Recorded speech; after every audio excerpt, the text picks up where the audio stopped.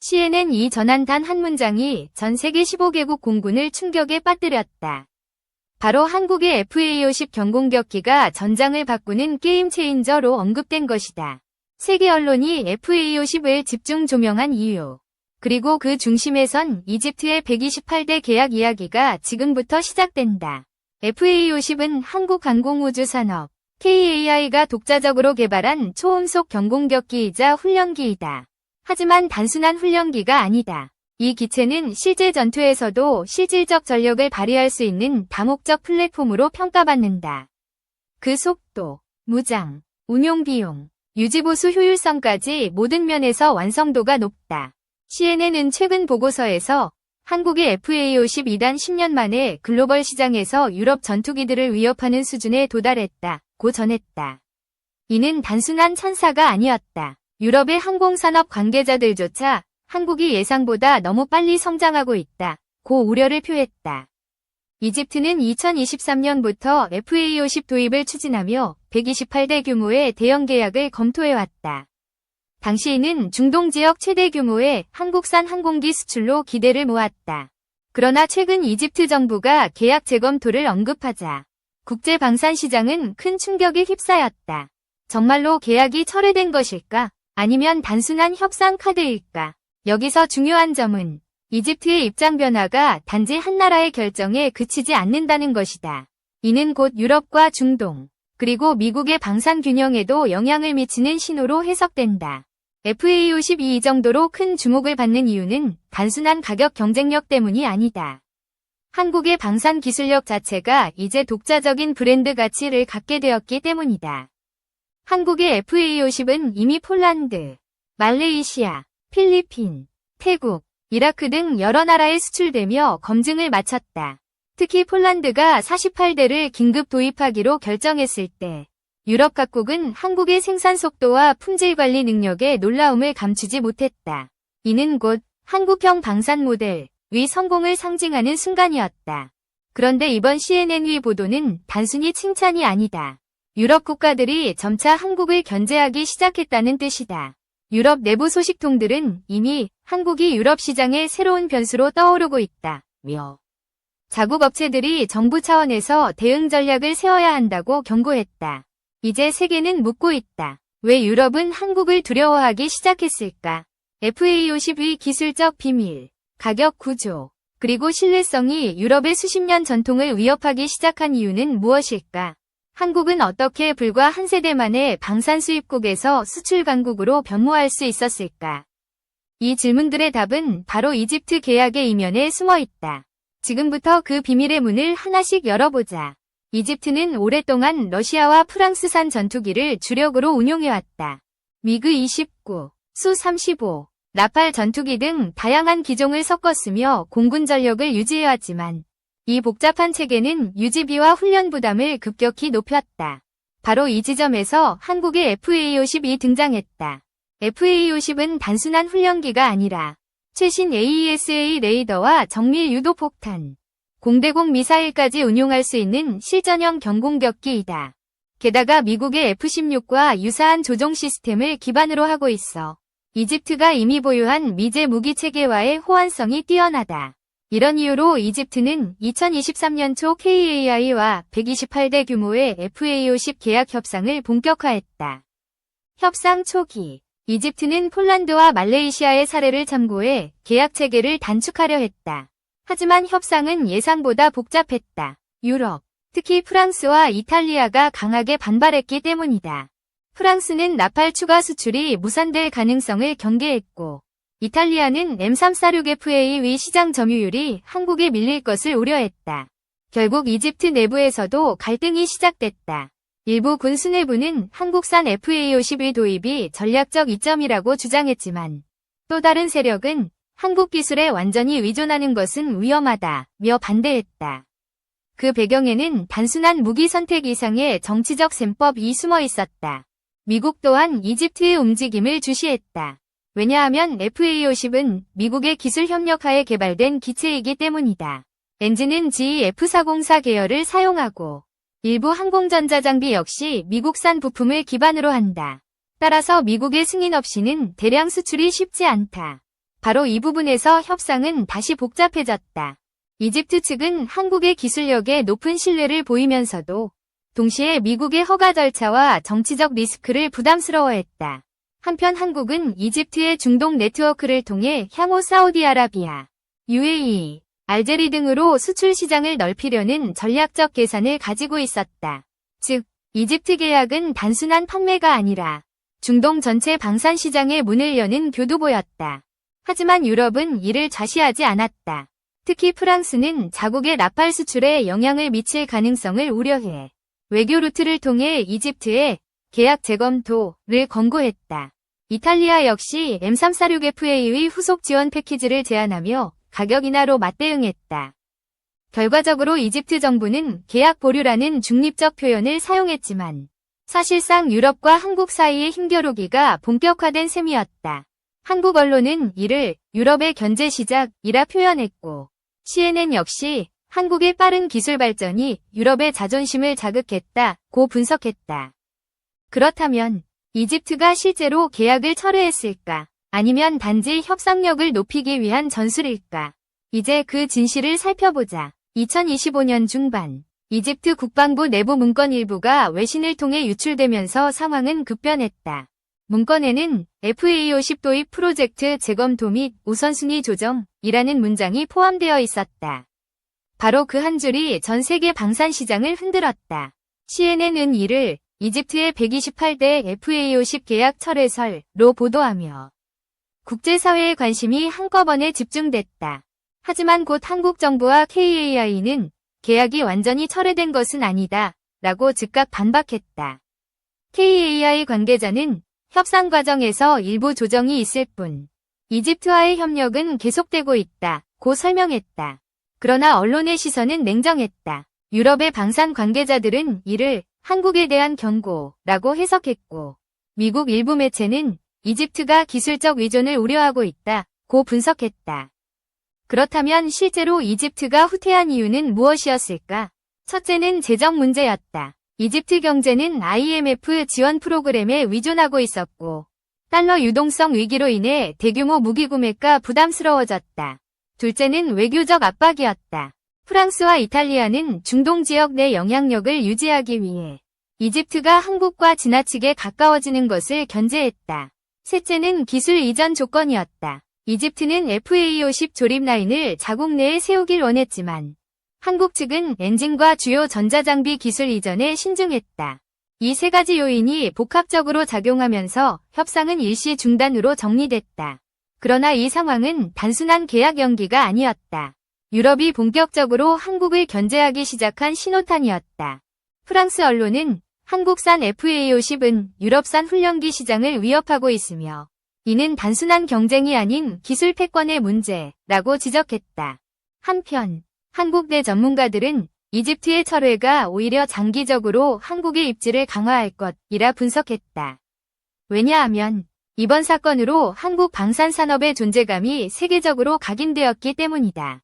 CNN은 보도 말미에 한국의 FA50은 이미 글로벌 무대에서 인정받고 있으며 일시적인 외교적 변수로 그 흐름이 멈추진 않을 것이라고 덧붙였다. 이집트의 계약 논란은 결국 세계 15개국의 공군에 하나의 질문을 던졌다. 우리는 지금 어떤 전투기를 선택해야 하는가? 한국의 FA50이 실제로 보여준 성능과 가성비는 이미 검증된 사실이다.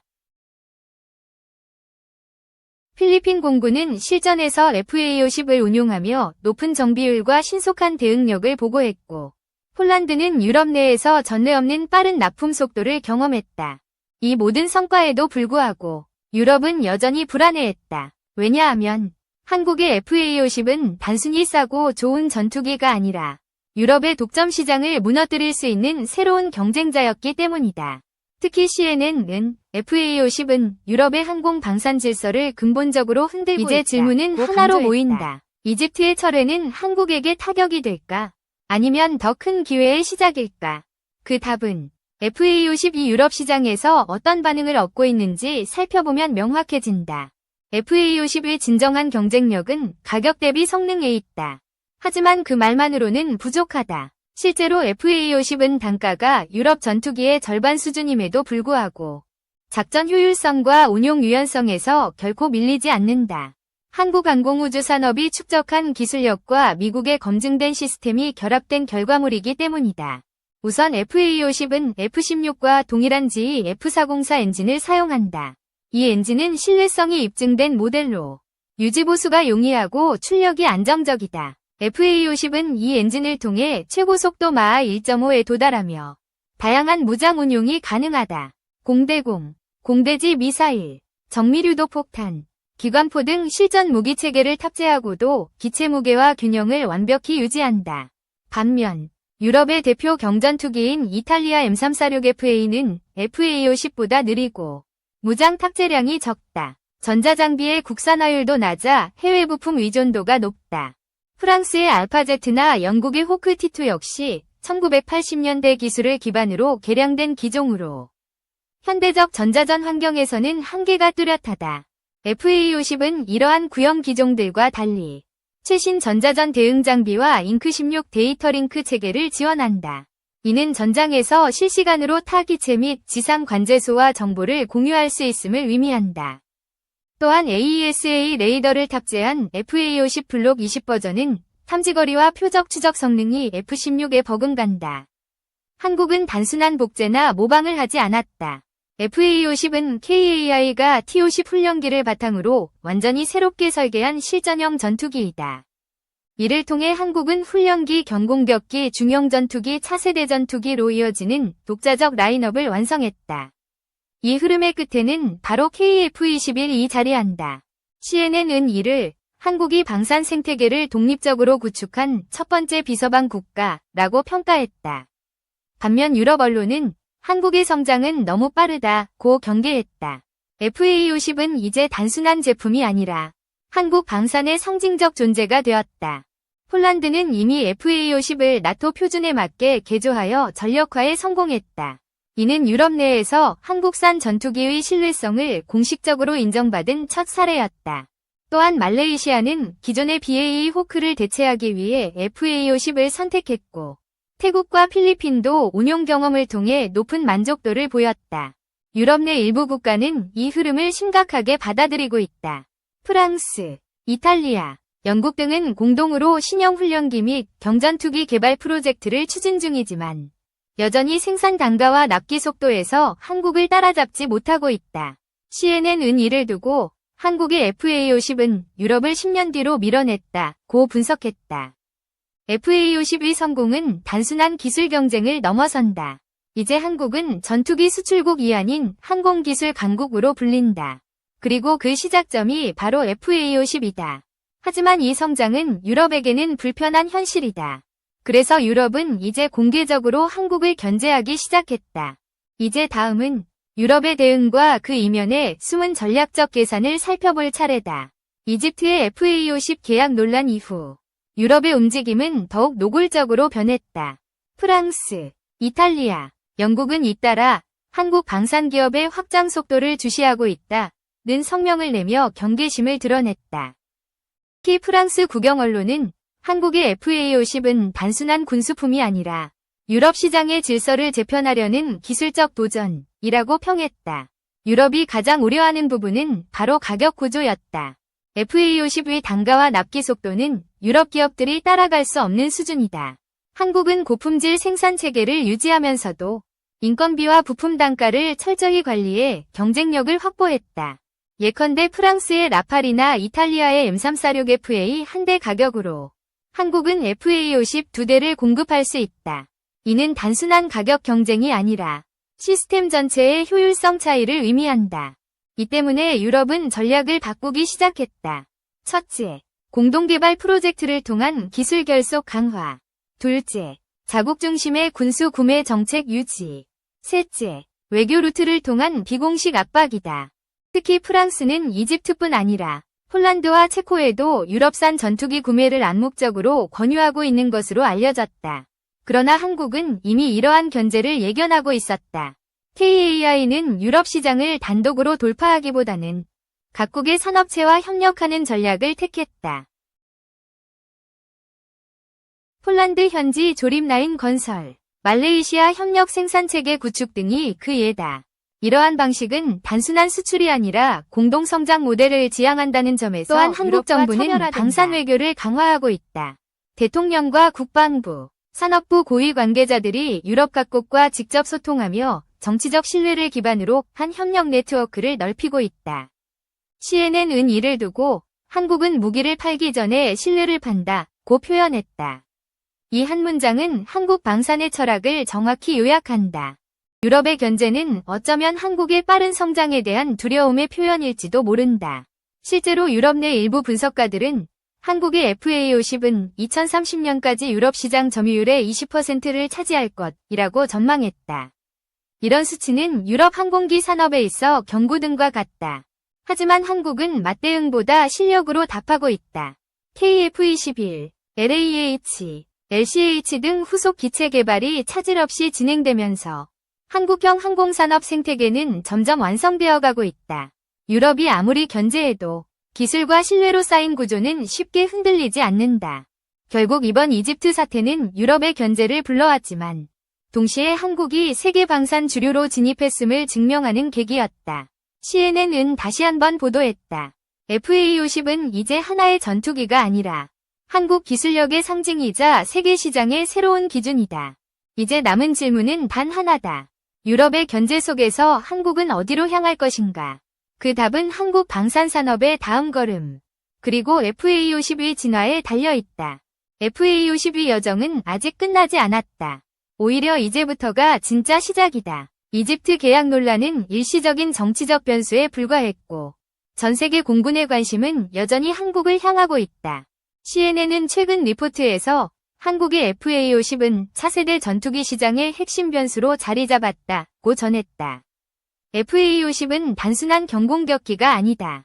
이 기체는 한국의 항공기 개발 노하우, 시스템 통합 능력, 그리고 글로벌 협력 전략이 결합된 상징적 산물이다. 한국은 더 이상 외국 기술에 의존하지 않는다. KAI는 FA50을 통해 독자적인 전투기 개발 역량을 축적했고 그 기술은 이제 KF-21로 이어지고 있다. KF-21은 중형 전투기로 분류되지만 그 실질적 성능은 이미 4.5세대 후반 혹은 5세대에 근접한다. AESA 레이더, 내부 무장창, 스텔스 설계 개념이 적용되며 전자전 능력도 급격히 향상됐다. 이 말은 곧 FA50에서 시작된 한국의 기술력이 이제 세계 최첨단 영역으로 도약하고 있음을 의미한다. 유럽은 여전히 경계심을 늦추지 않고 있다. 그러나 방산의 흐름은 이미 바뀌었다. 과거 유럽과 미국이 시장을 독점하던 시대에서 이제는 한국과 같은 신흥 기술 강국이 새로운 표준을 만들어가고 있다. CNN은 FA50의 성공은 우연이 아니라 한국 방산의 구조적 혁신의 결과라고 평가했다. 또한 한국의 방산은 이제 단순히 무기 수출이 아니라 전략적 파트너십으로 진화하고 있다. 폴란드와의 협력은 단순한 거래가 아니라 유럽 내 공동 생산 기반을 구축한 사례다. 이는 곧 한국형 방산 모델의 글로벌 확산을 의미한다. 이집트가 일시적으로 물러났을지라도 한국의 항공 기술은 이미 중동과 유럽을 가로질러 확산되고 있다. 사우디아라비아, UAE, 인도네시아, 콜롬비아 등 여러 국가들이 FA50 도입을 검토 중이며 KAI는 이들과의 협상에서 공동 생산과 기술 이전이라는 전략적 유연성을 내세우고 있다. 이제 FA50은 단순한 전투기가 아닌 외교의 도구가 되었다. 국가 간 신뢰와 협력을 상징하는 하나의 브랜드. 그리고 한국이 세계 기술 전선의 중심에 서 있음을 알리는 깃발이다. 한편 유럽의 견제는 역설적으로 한국의 발전 속도를 더욱 자극했다. 한국은 더 빠르게, 더 정밀하게, 그리고 더 강력하게 다음 세대를 준비하고 있다. KF-21의 시험 비행은 성공적으로 진행 중이며 그 뒤를 잇는 무인 전투기 프로젝트도 가속화되고 있다. 결국 FA50의 이야기는 한국 방산의 과거, 현재, 미래를 모두 담고 있다. 이집트 계약 논란은 하나의 사건이었을 뿐 세계는 이제 한국을 새로운 리더로 인정하기 시작했다. CNN의 마지막 문장은 의미심장하다. FA50은 단지 하늘을 나는 전투기가 아니다. 그것은 한국이 세계를 향해 펼친 기술적 선언이다. 그리고 그 선언은 이제 시작에 불과하다. FA50이 열어젖힌 하늘은 한국의 미래이자 세계 방산의 새로운 기준이 되고 있다.